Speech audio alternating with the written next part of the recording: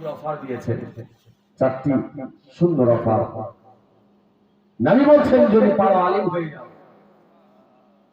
আলিম যদি হতে না পারো তালবে ইলম হয়ে যাও, সেটাও যদি না পারো আলিমদের সঙ্গে মহব্বত করো, সেটাও যদি না পারো আলিমদের যা বলবে কথার উপরে আমল করো।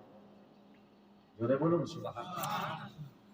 শুনেন ব্রাদার, নবী আমার বলেছেন তিনটা জিনিস আওলাদকে শিখাবেন।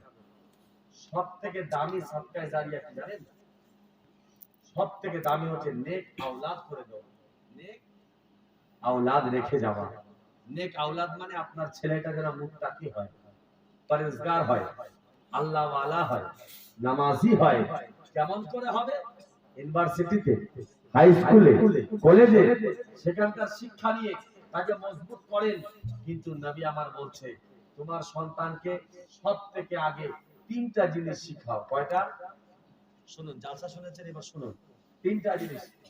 এক নাম্বার নবীর মহব্বত, দ্বিতীয় নাম্বার কোরআন শিক্ষা, তৃতীয় নাম্বারে আহলে বাইতের মহব্বত। জোরে বলুন সুবহানাল্লাহ। এই তিনটা জিনিস সন্তানকে শিখান। খোদার কসম করে বলি আপনার সন্তান নেক আওলাদ হবে।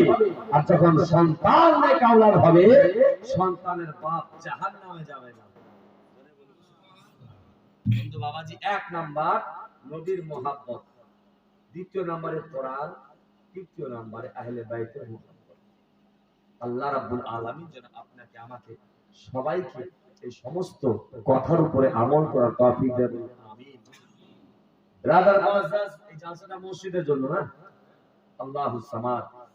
আল্লাহ রাব্বুল আলামিন বলেছে বান্দা সারা পৃথিবী তৈরি করলাম বান্দা তোমার জন্য। কিন্তু তোমাকে কেন তৈরি করেছি জানো?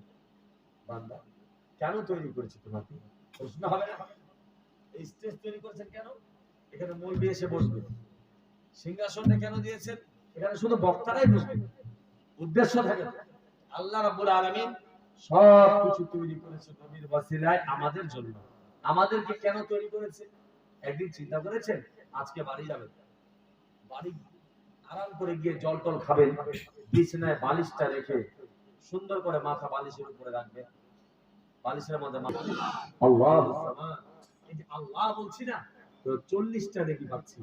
আল্লাহ বলবেন, কলব শান্তি হবে, নবী নবী করবেন, সিনাতে ইশকে মদিনা হবে, আল্লাহ আল্লাহ রাসূলকে ডাকবেন তো জান্নাত ঠিকানা হবে। জোরে বলুন সুবহানাল্লাহ। এই মসজিদের জালসাতে একজন আল্লাহওয়ালা কোন ভাই এখানে উঠে বলবে, হুজুর জীবনে বহু কিছু করেছি, আজকে সকলের সামনে ওয়াদা করছি আজকে ফজরের নামাজ থেকে 5 ওয়াক্তের নামাজ পড়ব। আছেন কেউ? জীবনে জালসা বদল তো বহু শুনবে, তবে একটা ইরাদা করে নেন। একজন বলেন পারবেন? 5 ওয়াক্তের নামাজ তো পড়তে হবে আপনাকে। নামাজ একদম মাপ নাই, এটা মনে করিয়েন না যে এখন তো মাত্র 20 বছর বয়স, এখন হবে না। আপনাকে দাঁড়াতে হবে না, হাতটা তুলে দেখান যে আল্লাহর ফেরেশতারা আপনার নামটা লিখে নেয়। বলে বলুন সুবহানাল্লাহ। একজন। আপনি তো নামাজ পড়েন মনে হয়, যে পড়ে না পড়তে তো সবাইকে হবে। শুনুন, আমাকে কিয়ামতের দিন জিজ্ঞেস করবে মুক্তার মৌলবী জালসে আসছিল নওশারায়। ব্রাদার, আমি আপনাদের বলছি যদি আপনারা না শুনেন আপনাদের ব্যাপার। একজন হাত তুলতে পারবেন? আছেন কেউ? 5 ওয়াক্তের নামাজ পড়তেই হবে ব্রাদার, নামাজ মাপ নাই। যদি নামাজই না পড়ে তাহলে কি লাভ হলো জালসা শুনে? কোরআনের কথা বলি, হাদিসের কথা বলি, মাইনা মাইনা চইল, ওয়াহাবি ভালা না সুন্নি হইয়া থাইকো। নামাজ রোজা ঈমান তাজা করে বা সকলে, ওলি আল্লাহ গাউস কুতুব সবাই নামাজ পড়ে বাবা, সবাই নামাজ পড়ে। জোরে বলুন। নামাজ রোজা ঈমান তাজা করে বা সকলে, ওলি আল্লাহ গাউস কুতুব সবাই নামাজ পড়ে বাবা, সবাই নামাজ পড়ে। জান্নাতের চাবি নামাজ, জান্নাতের চাবি নামাজ, নবীর প্রেমে পইরো, ভাবে ভালা না। এই নামাজ পড়তেই হবে, নামাজ ছাড়া যাবে না, কিন্তু হলো না। যাই হোক, আল্লাহ যেন আপনাকে আমাকে ভালো রাখে। আসুন তওবা করি, জোরে সরে বলুন আস্তাগফিরুল্লাহ রাব্বি মিন কুল্লি যামবি ওয়া আতুবু ইলাইহি।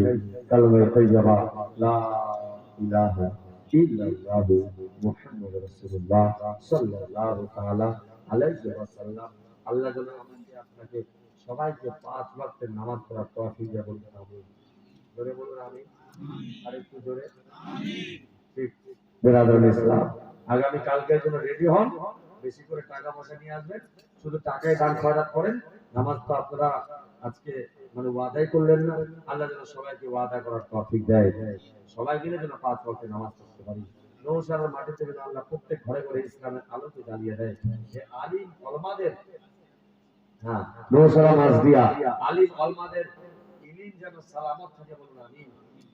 আপনাদের এখানে অনেক আলিম হয়ে গেছে ব্রাদার, বন্ধু, বাবাজি, বহু কষ্ট করে আমরা মাদ্রাসায় পড়াশোনা করেছি, বুঝলেন, বহু কষ্ট করে।